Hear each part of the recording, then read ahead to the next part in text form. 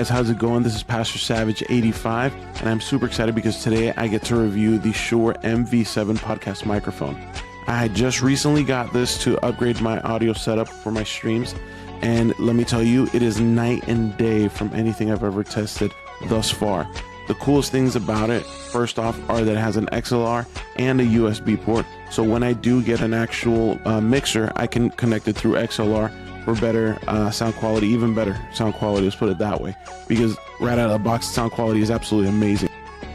This is just the first of many of these reviews, so make sure you hit that like button, hit the follow button.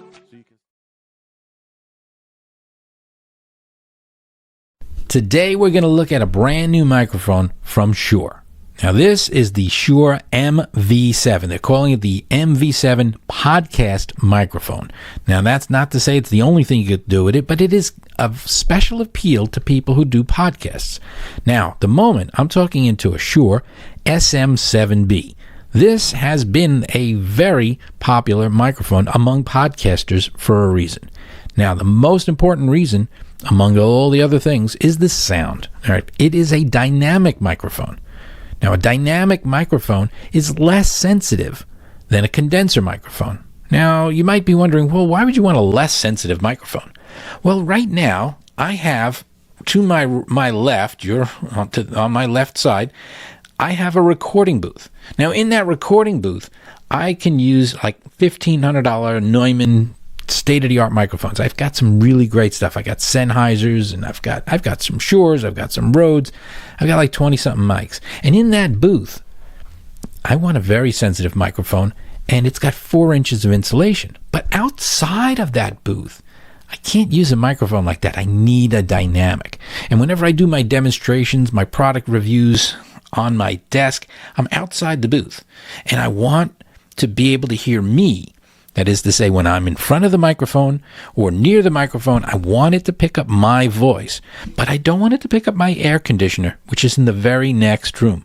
I don't want it to pick up the fans on the computers that are right over here. I don't want it to pick up anything other than my voice. And that's what a dynamic microphone's good for. In fact, most people are familiar with the most popular dynamic microphones, which is the SM lines. These are also like the SM7B, the SM58, the most popular microphone ever. Just about everybody uses one on stage. And when you're on stage and you're singing with this thing right next to your mouth, right a couple of inches away, barely a few feet away, is somebody else rocking on his guitar and his amp is there. You have a crowd, hopefully, of people screaming and shouting and all that other stuff. You don't want a microphone that's going to pick them up. You want to pick up your voice. So the SM58 and other dynamic microphones fill that niche. They are the kind of microphones you want when you don't want to pick up the rest of the sound in the room. That is to say, when you're talking into a dynamic microphone, there's a pattern, and it picks up what's right in front of it. And it's not sensitive enough to pick up things like 20 feet away, nor is it sensitive enough to pick up a lot of stuff in front of it or on the sides. All right, so that's the reason for a dynamic mic. But a dynamic mic has one problem. In the case of something like the SM7B, which is what I'm talking into right now, you need not only to spend more money on that microphone, in this case $400, but you often need some sort of preamp or at least a high-end recording device or interface. Now, if you buy the typical home interface and spend, let's say, $150 or so for that, you then need a preamp, something like a Cloud Lifter or an SC Dynamite. I've got a whole bunch of things, a Fedhead. These are devices that cost about $100 to $150 or more. I have a DBX 286, which I've demonstrated in a previous video. I've got a Blue Robbie. This is a $600 to $1,000 preamp. There's all sorts of things you need to bring up that signal, because this microphone here is a pro-grade microphone, and it needs 60 dB. And I know that's technical, and I'm not the technical guy, but it needs 60 dB of gain. That's a lot of gain. So this particular recording I'm making today is being done with a actually, why am I moving that? You can't see it. It's outside of the shot. I am recording this with a Sound Devices Mix Pre 6. That's the Mix Pre 6 2.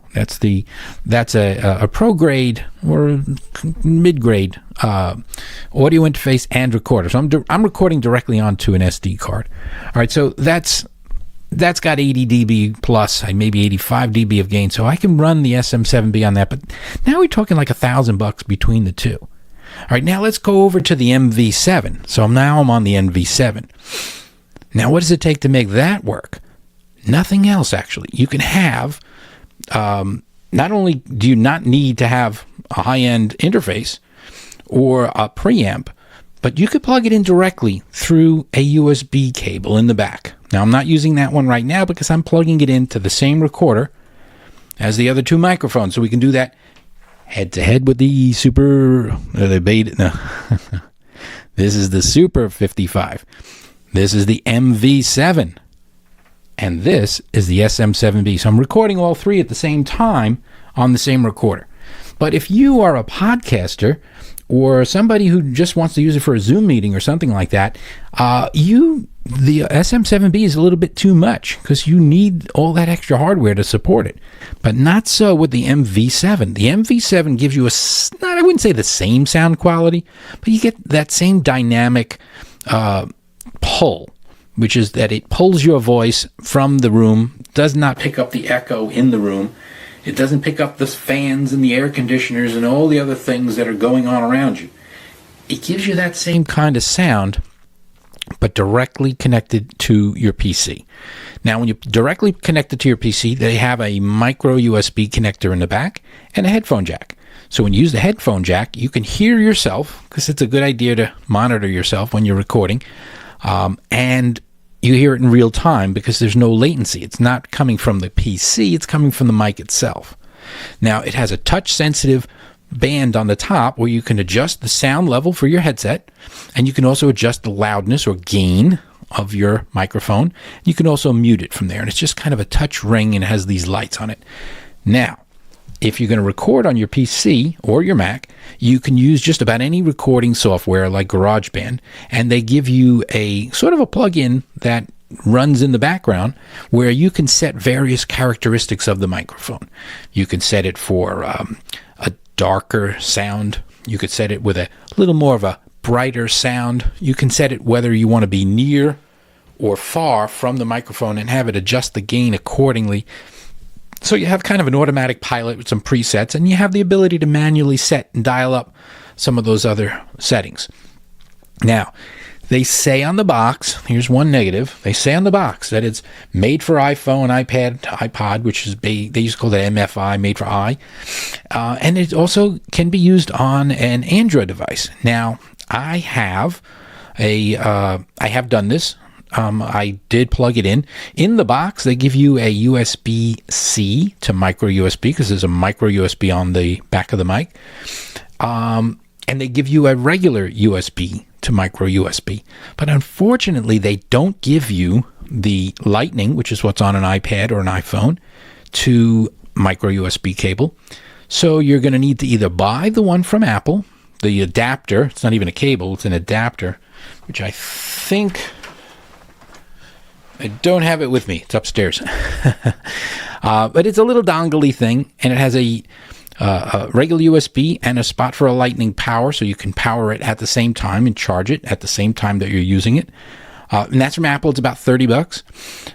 If you want to use this on an Android, like I have 3 Android devices that are micro USB, so using them on a micro USB, unfortunately, they don't give you a cable. It's micro USB to micro USB. So you kind of have to get a cable for that on your own. I just ordered both. I went to Shure's website and I bought the Lightning to micro USB cable. So I'll have that for a future review. And I also bought that not just because I already have the dongle, because I'm not sure if there's a reason for it. But when I recorded using the MV7 on the iPad, they have an app, a MOTIV app, MOTIV, MOTIV. It doesn't recognize the mic as a Shure microphone. It just says, unplug this. It just kept saying, unplug it, plug it back in, unplug it, plug it back in. I turn off the iPad, I close the app, reopen the app, unplug it, plug it back in. It always told me that it didn't recognize my microphone. but it did record, and it made a beautiful recording, a perfectly crisp recording. But I wasn't able to use the digital features that I could on the Mac version, which gives you that ability to change the tonality and so forth.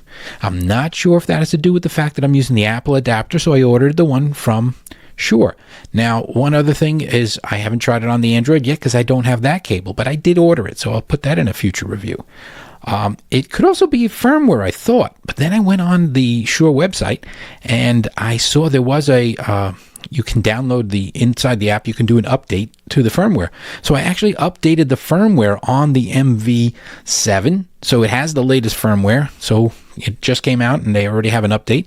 That update still gives me the error, so I'm hoping that this is something they'll clear up in the software, so you can try it out on the iPad with the little options to fiddle with the settings. But even if you didn't use that option, it does give you great sound plugged directly into an iPad or an iPhone using just about any recording program, including theirs.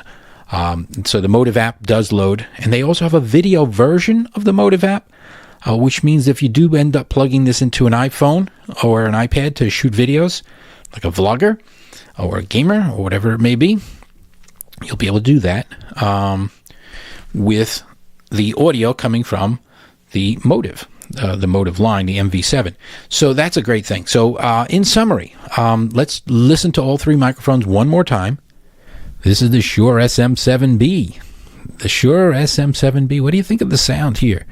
I mean, it's definitely a little different. And I should point out the SM7B has switches in the back to either boost the high end or to put a low pass cut in there to give you a deeper, richer sound if you want that. I have it in the flat position, just for reference. It's in the flat position.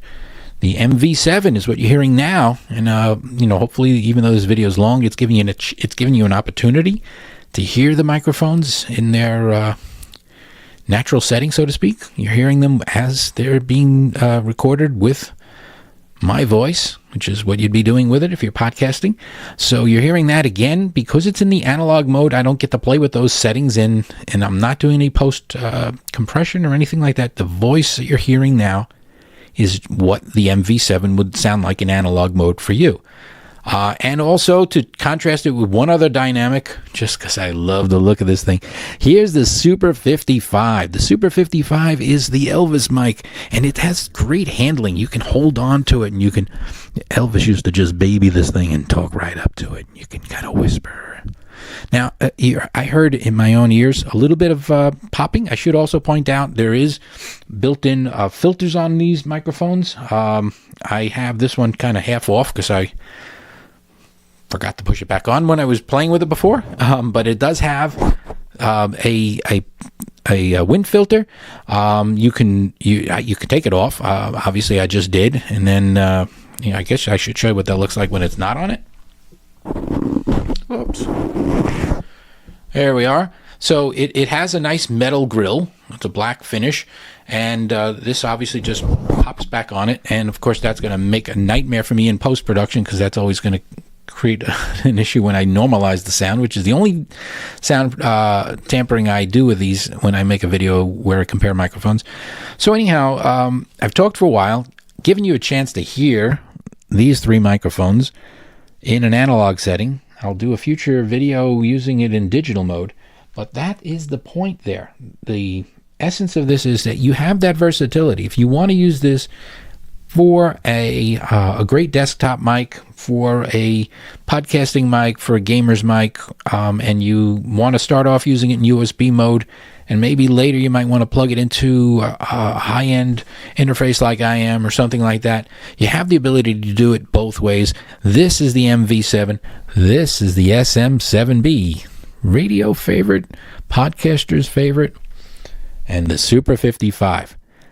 You can't go wrong with any of them, but I could tell you one thing. In terms of price point, it's hard to beat the MV7 because even the Super 55 is in a similar price range, but you then still need the audio interface. You may not need a preamp like you do with the SM7B, but you do need an audio interface if you're going to record on a PC or a Mac or an iPad for that matter. So here we are. You're getting pro-grade sound with an MV7 without all the fuss. You just plug it in and it works. And again, my only complaint is they really should have maybe thought of a different plug in the back. If they put a USB-C there, and maybe they will in a future version, but if they put a USB-C there, there already are popular cables out there that are USB-C to the Lightning, which would work for an iPhone or an iPad. And there already are USB-C cables on both ends that would work on the newer Android. And there already are cables that do that to connect to the older Androids and so forth. But they went with the micro. And to use the micro, you're going to have a hard time finding a cable. Just for reference, you can go to Shure's website. You can buy the micro USB to Lightning cable. So you could do that. And that'll save you the effort of buying the Apple dongle. But you can do that too if you have the dongle already. I already do. So that's the story. All three microphones, one last time. Shure SM7B, MV7, and the Super 55. Hopefully you found this review helpful. This is just my first look. I'm going to do a follow-up at a future date where I'm going to get into the USB features and maybe compare it with some other microphones, maybe even a couple more dynamics. So hopefully you found this review helpful. If you have any questions or comments, please go ahead and leave them. I'll get back to you. I always answer my comments. Thanks for watching. All right, here's a quick test of the Shure MV7. So you can obviously plug it in via XLR, which I typically do with my Rodecaster Pro, or I got this cable from Shure that apparently you can get a USB-C or Lightning because I have the iPhone 14. I got the Lightning cord. So let's see if this actually works. So this is without using any cords at all. Now I'm going to plug in the Lightning. Check 1, 2, check 1, 2. I don't know if it's working good. You can adjust the volume. That's pretty cool. So I don't know if you heard that, but I was able to mute it. The only thing I don't like about it is the cord is very short. It's very short. I mean, it's only 15 inches. It was the only one that was available, so that's disappointing. I wonder if my face is too close. Probably. All right. Let me know what you guys think. This is the best microphone for podcasting in 2023. What you're hearing right now is audio straight from the microphone without any audio enhancements or editing. This microphone is legit perfect for podcasting. It has two inputs. You can either do an XLR, or what I do is just straight through the USB, connect the USB straight to your computer, and there's no setup or anything. You can just start recording. And if you want to do the XLR input, that option is available to you. But what I love is I have this insane quality for my Freddy Show podcast without any setup. And I can plug it into any computer because I'm always on the go. I have my laptop or whatever. You can also plug your headphones straight into the microphone so you can hear yourself while you're recording. And it sounds insane. With this microphone, you get amazing quality for under $300. And for me, for the price of this microphone and the quality that you get, I don't think that there's anything even close to it. So for me, I give this product 5 stars. I am in love with this microphone, and I'll be using it all year in 2023.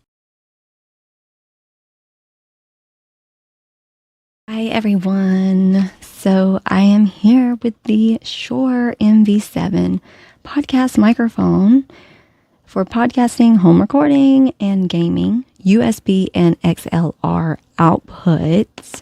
Take your sound to the next level, my friends. It delivers your voice with warmth and clarity. It has such a professional radio sound to it. Just connect it directly to your laptop or your phone and you're good to go. Or you can use it with the XLR and it will be even better.